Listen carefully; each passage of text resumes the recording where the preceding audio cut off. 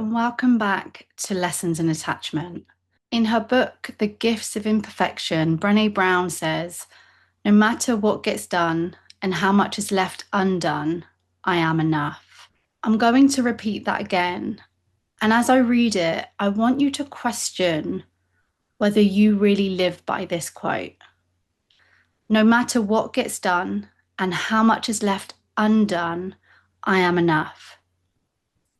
What I find, and in conversations that I have literally had in the last week, is that no matter how successful you are, no matter how much you're working really hard and you're doing your best in work, in love, in life, there is still this voice that is in some way telling you that you're not enough. It's telling you you can't. It's asking you, who do you think you are? Telling you it could all fall apart and it's going to fall apart. Telling you that other people have something that you don't, that you're some kind of imposter. If you can relate to this, I want you to keep listening. What we're going to talk about in this episode is 3 tips around supporting you to feel good enough. Because if you know me by now, you will know that I am so passionate about us developing a balanced view of ourselves, being able to value ourselves the way that we value others, being able to know that inherently we are already enough. So in today's episode, we are going to uncover a mind trap that really keeps us stuck, stops us from literally knowing our worth. We're going to look at why the first 30 minutes of your day matter hugely. And we're going to think about how you can stop comparing yourself to other people's success and their lives and using that as some kind of evidence to suggest that you are not enough. If you're brand new here, hello, welcome. If you're returning, welcome back. I'm Carly Ann. And whether you are someone who feels deeply, you're a high achiever, you're a recovering anxious attacher, I really want to create this space to help you to feel more secure in love with yourself and others. So let's be honest. Even when things are looking good on the outside, so many of us are struggling with self-doubt, with that inner critic, struggling with comparison to others, falling into that wanting energy. And maybe you're successful, maybe you have influence, but inside, if you're really honest with yourself, you feel like you're falling short. There are so many ways that we could approach this today, so many tips. When I was planning this episode, like honestly, I could give you 10, 20 mindset tools right now, but I've really learned that it's best that we narrow this down and not to have too much input in one go, because we can end up getting overwhelmed, we end up doing nothing. So instead, I've narrowed it down today to 3 tools that I know work, especially if you're someone who believes that you should feel good enough, but you don't always. So let's get into it. Tip number 1 to help you to feel good enough in your day-to-day life is to stop falling for the shoulds and musts. So let's think about these really sneaky thoughts and what they sound like. And you'll need to think of what applies to you. But some examples are, I should be more confident by now. I should be healed by now. I must always succeed or I'm not good enough. I must always be in a relationship. I must always have someone to be texting. I should be over this by now. I should be the one getting that promotion. I must be liked by everyone else in order to be good enough. Any of those sound familiar for you? More often than not, people will tell me that this mindset is exhausting. And more than that, this kind of conditional thinking says, I'll be good enough when. I'll be good enough when I achieve more. I'll be good enough when I look a certain way.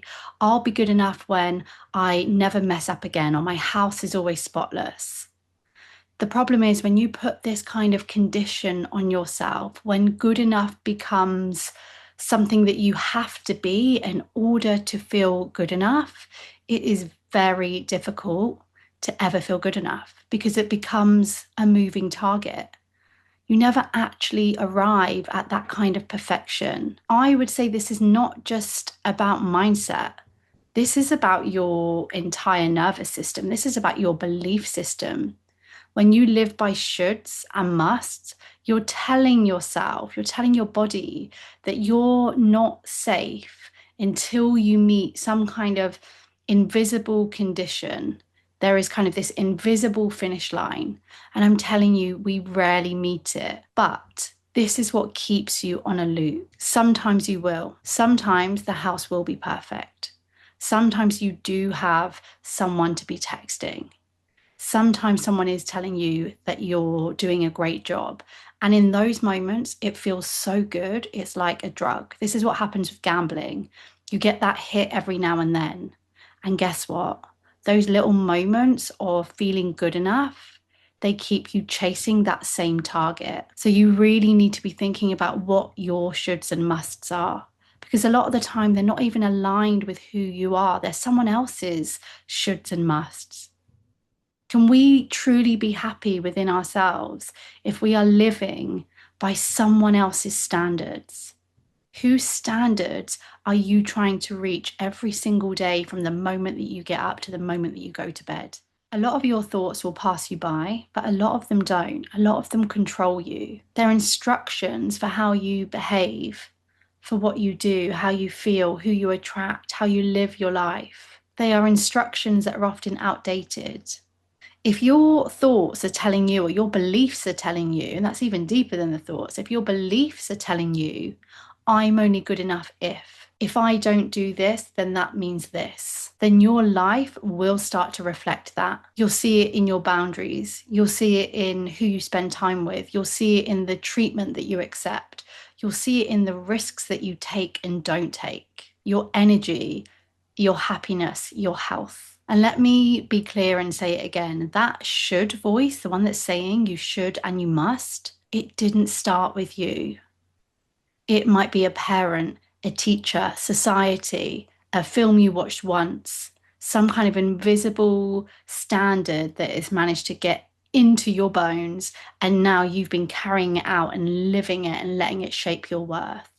So my question for you is, what should and must are you living by in order to feel good enough? Because you are dismissing the fact that you are already enough. Your thoughts aren't facts. Your thoughts are habits. Your thoughts are based on your experiences, but your thoughts create your reality. The most secure thing that you can do for yourself, the kindest thing that you can do for yourself, is show up tomorrow and stop putting that condition on yourself. What high achievers often don't realize is that if your self-worth is always attached to your output or being perfect, you'll always feel like some kind of fraud. Your anxiety will always be at risk. Low mood will always be a risk because there are so many things that show up in your day to kind of knock that perfection, get in the way, stop that rule that you've got from being realistic. So what would life look like if you didn't have to earn your worth from yourself anymore? What would change if you woke up tomorrow and truly acted like you are already enough? Not because you fixed everything, not because you've reached the goalpost, but because you're whole as you already are. And because you know I love an affirmation, here is one. If you know that you're falling into shoulds and musts, this is for you. I am allowed to feel good enough without proving, perfecting, or performing. And say it like you mean it. I'm allowed to feel good enough without proving, perfecting, or performing. And even if you don't believe it, just say it like someone who wants to believe it. Tip 2 is a personal favorite of mine. So I honestly, when I was narrowing this down, like I said, it's been tough, but this is the one that I knew had to be in here. I am going to start by saying this is not about a standard that you have to put on yourself, because let's think about tip 1.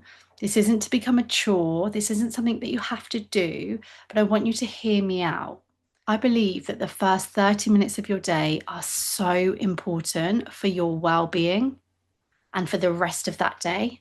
and for you to truly be able to get in touch with that inherent worthiness, with your secure self, the fact that you're already good enough, rather than to kickstart your day falling into old, unhelpful patterns that only drain you and take your energy. So, tip 2 is to protect the first 30 minutes of your day. It's simple, but it's truly powerful. The first 30 minutes are when your brain is so impressionable. If you start your day scrolling, comparing, rushing, your nervous system immediately feels under threat and your mind goes straight to lack. And it seriously influences the rest of your day. Very quickly, you're triggering those negative core beliefs, the core beliefs that say that you're not good enough. How you spend your 30 minutes, it's so easy to trigger those beliefs. And then that's going to impact your mood, anxiety, low mood. And I will say here, I have an 11-month-old baby, and I still use this. I still use this because this isn't about doing. This isn't about you have to do yoga or you have to do, I don't know, read 10 pages or you insert the thing, journal. Don't have to do that. That's not what this is about. Trust me, that's great. But that's not what this is about. This is about tuning in to how you are thinking. And yes, what you are doing, but how you are thinking is so important as well. A prime example, in fact, I'll give you the example in the moment. Let me first say why this is important. Your brain doesn't know the difference between what you're thinking and reality. If you wake up and you start comparing yourself because you're doom scrolling straight away, or you go on an email and I don't know, see something in your to-do list, or you start having the thoughts of today is going to be awful, I'm so tired, I can't do this. You're basically going to be flooding yourself with images of not being able to cope and of the day being bad. And you will believe that and you will feel like that is real. It starts the day like you're already behind. So, what you want to do is you really want to be able to catch those first 30 minutes and really make them sacred. Make them 30 minutes of space for yourself before you go into the world. My example of this morning, because I remember when I used to give these kind of tips, and of course, there was always that thought of, oh, but I'm not a mum. So, I know how stressful it is to be, or not, I know because I didn't know, but I hear how stressful it is to be a mum and that these things aren't realistic. And so now that I am a mum, I really feel like I'm able to say, hold on, this is still true for me. The first 30 minutes are even more important now. And I don't have to be on my own. I'm not on my own the first 30 minutes of the day.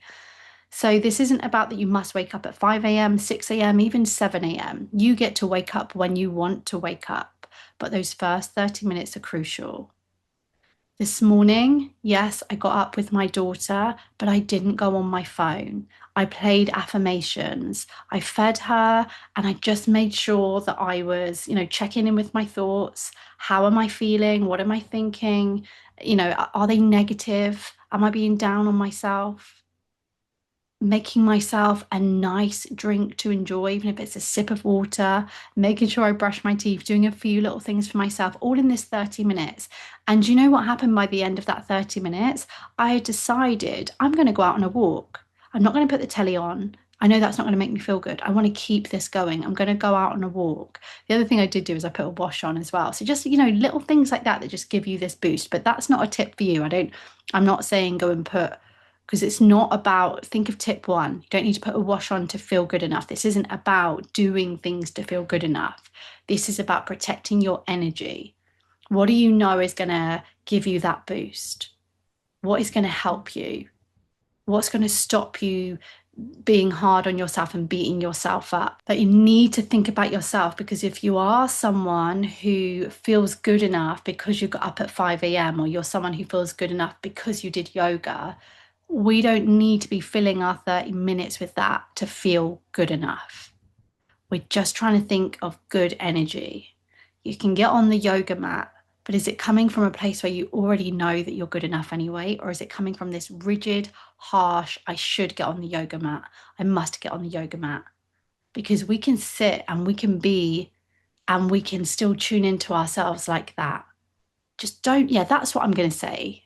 For those first 30 minutes, try not to fall into a should or a must, but do feed your energy with positivity, with being grounded. You can stretch, you can drink something slowly and mindfully, you can put your phone away, you can place your hand on your chest and say, no one else sets the pace today, I do.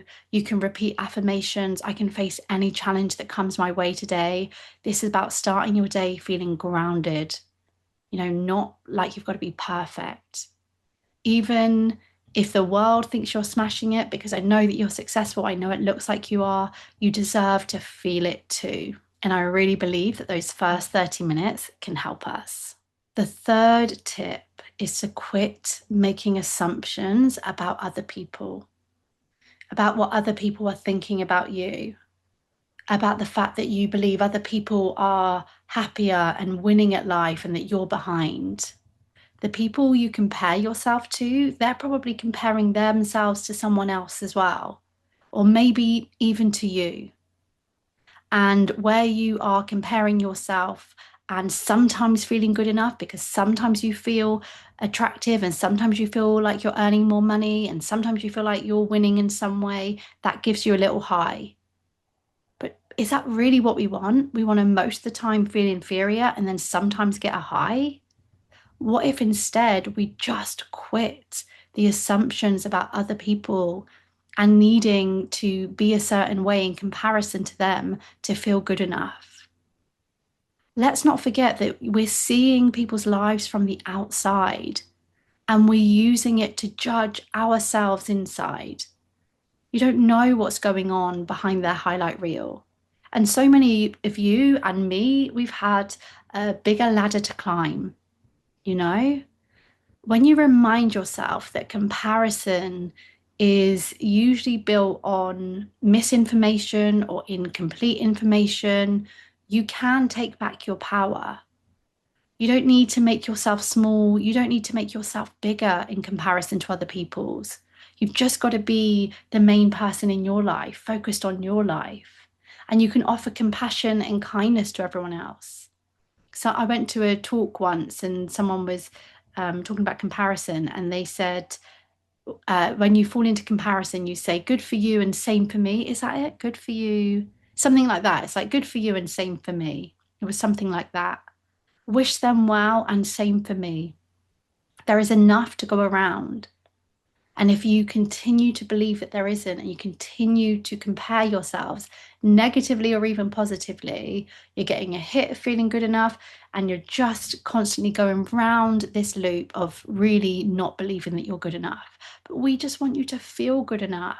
Lean in and look at your life. What are you already proud of? What can you look at in yours and be like, yes, I did this. Next time you find yourself comparing, just ask yourself, am I making assumptions here? Am I making myself out to be better in order to feel good enough? Do I really need to do that? Am I making out that other people are worse off or better off? And how is that making me feel? Is it making me feel any better? If the answer is yes, why is that? If the answer is no, why is that? Is this helpful? What am I forgetting about myself? And what would I say to someone else if a really good friend came up to me and they were comparing themselves positively or negatively? What would I say? Comparison is so useful in terms of looking at someone's success and having that as evidence of possibility, not proof that you failed, not proof that there's not enough to go around or that you're never going to get there, but of possibility. If you're seeing someone else with the love or the calm or the freedom that you desire, let that be possibility for you. You're allowed that too, but you don't need it to feel good enough. You're good enough in this moment, right here, right now, as you're listening to me. You're already good enough. If you get the thing, great, wonderful. It's not going to change your worth. It's not going to change your value in this world. That already exists in this moment. Okay, let's have like a final takeaway and a challenge for you this week. So let's stop pretending that looking good on the outside means that everything on the inside is perfect. Because if we don't really honor ourselves, we continue to just feel misaligned. And that's when we feel anxious. That's when we feel stuck and lost and confused. So, a few reminders for you: you can be high achieving and healing, you can be powerful and have pain, you can be doing well and want more ease in your life. We can have that kind of inner conflict and still be good enough. Your challenge for this week: what is one thing based on this episode, based on what has come up for you? What is one thing that you will do differently because of this episode? Maybe it's changing how you speak to yourself. Maybe it's protecting your morning space. Maybe it's refusing to shrink next time you sort of find yourself scrolling on social media and falling into that comparison trap. What is one thing that you are going to change this week? Head over to my Instagram, carly.ann_, and share with me what is one action you're taking. That is your moment for accountability, because nothing changes if you don't do something new. Learning this information by itself is not going to have you feeling good enough unless you truly take the actions towards knowing that you are already worthy. We've got to close that head-heart gap. I do have a favor to ask you. If you've taken anything away from any of my podcasts or my Instagram or anything that I put out there, please will you leave 5 stars and a written review? I'm so keen for this podcast to get bigger and bigger. And I really believe that with your help, I can do it. And hey, I'm taking you on the journey with me.